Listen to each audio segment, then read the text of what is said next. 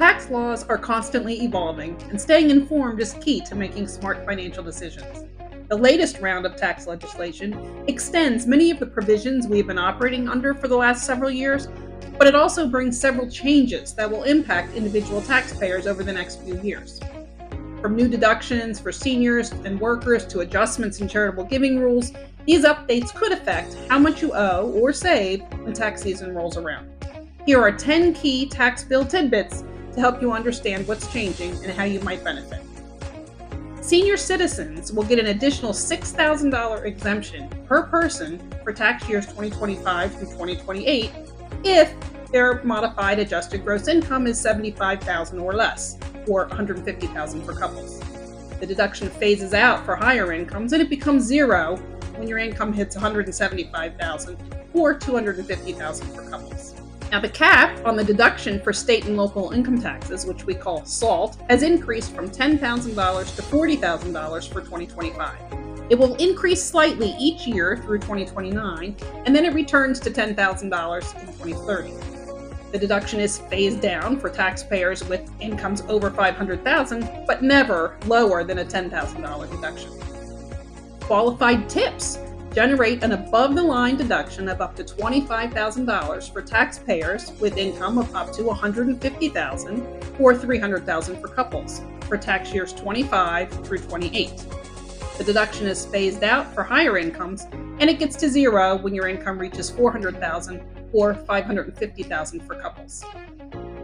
Qualified overtime, paid pursuant to the Fair Labor Standards Act of 1938, will generate an above-the-line deduction of up to $25,000 for taxpayers with incomes of up to $150,000 or $300,000 for couples for tax years 25 through 28. Now, married taxpayers must file a joint return in order to take the deduction for tips or overtime. Interest paid on new car loans incurred from 2025 through 2028 will create an above-the-line deduction of up to $10,000 for taxpayers with incomes of up to $100,000 or $200,000 for couples. Now, the deduction is gradually phased out if your income exceeds these limits until it gets to zero once your income is $150,000 or $250,000 for couples.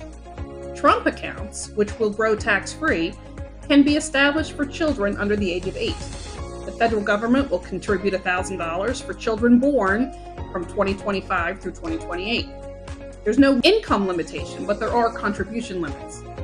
The basis, which is your original contribution, can be withdrawn tax-free, and the earnings will be taxed at capital gains rates if you use the money for qualified higher education expenses, purchase of a first home, or to start a business for which you've taken out a small business loan or a small farm loan. Now, most energy-related tax credits are eliminated, although not all are eliminated immediately.